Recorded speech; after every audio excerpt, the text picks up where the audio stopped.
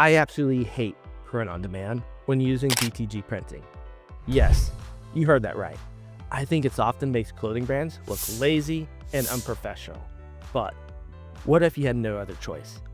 What if I was forced to build a clothing brand using print-on-demand? Well, I'll do it very differently. In this video, I'm going to tell you exactly why I hate DTG printing so much, and despite that, share a clear roadmap on how I would strategically use print-on-demand to build a legitimate, successful clothing brand.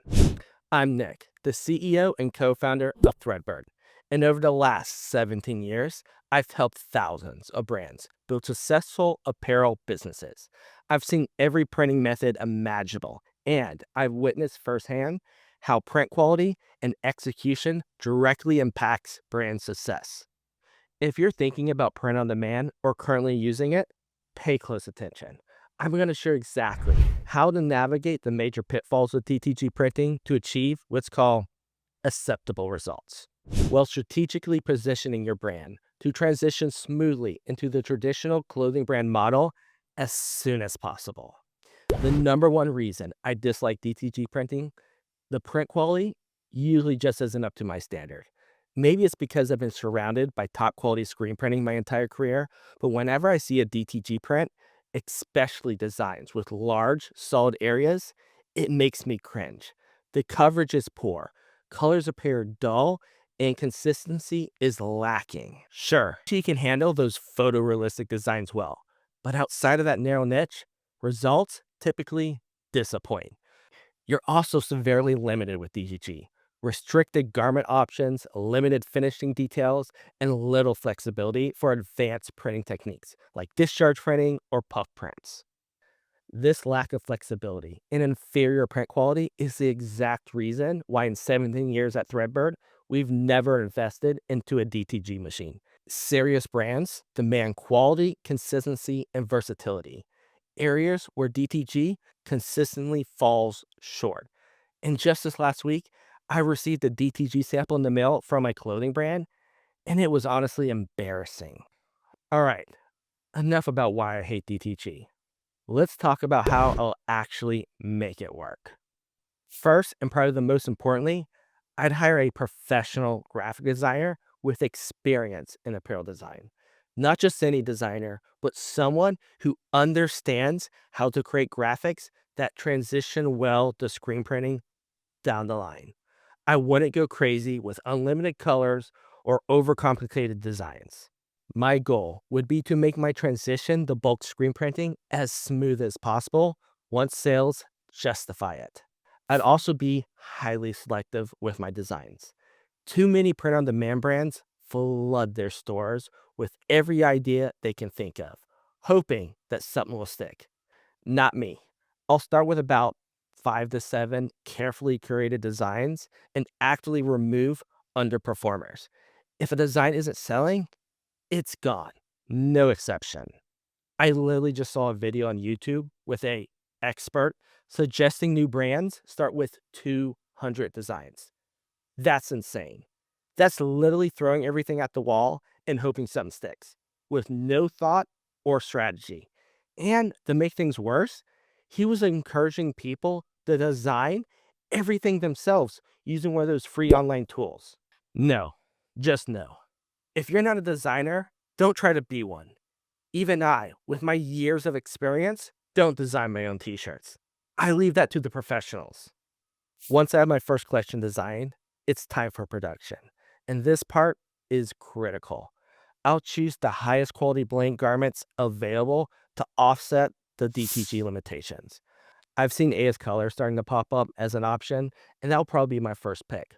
But if that's not available, I'll probably go with the Bella Canvas, either 3001 or the 3413. Although I do have some concerns with DTG results on the 3413 blend. So I'll just have to kind of check it out and see. And while I love that shirt, I'll be doing samples of it first before I start selling anything. And some print-on-demand companies are now offering printed neck tags, which is great. And honestly, an easy win. So please do that when possible. And lastly, please don't use the Gildan 5000 for your clothing brand. Just don't. All right, Let's talk about the e-commerce strategy, because this is where too many brands go wrong. If your website screams print on demand, you've already lost customers. I'd use Shopify from day one. It's easy to use, scalable, and has a vast ecosystem of apps to enhance the customer experience. I'd invest in a premium theme and carefully choose a few essential add-ons to create the polished professional look. Then, every product needs a thoughtfully crafted page, clearly stating garment details, sizing, and care instructions. Customers should never have unanswered questions. Clarity builds trust, and trust converts. And when you use Shopify, you never need to change your e-commerce platform in the future. Hire a professional photographer. Those digital mockups might save you money initially, but they instantly make your brand look cheap and lazy. Real photos elevate your product, making them appealing and trustworthy to your customers. Flat lays are fine, but they need to be real photos, complementing the professional model shots to create that cohesive, high-quality look. And yes, doing real photo shoots means you need to invest in purchasing your own products up front. But you're already doing that, right? Right? Because just this last week, I received a frantic message from someone who had finally ordered a sample from their own brand. They were shocked and embarrassed by the low quality and wondered if something went wrong. Or was this just the reality of print on demand? Nothing went wrong. That was just the reality. So don't let this happen to you. Know what you're dealing with. Never let your customers select their own shirt colors or garment styles on demand. It instantly reveals your entire business model. Make deliberate choices about which colors and styles best pair with each design. You and your graphic designer should be the one making this decision on what looks best, not leaving it up to some random person with no design skills. This ensures your collection feels curated and intentional, not randomly assembled.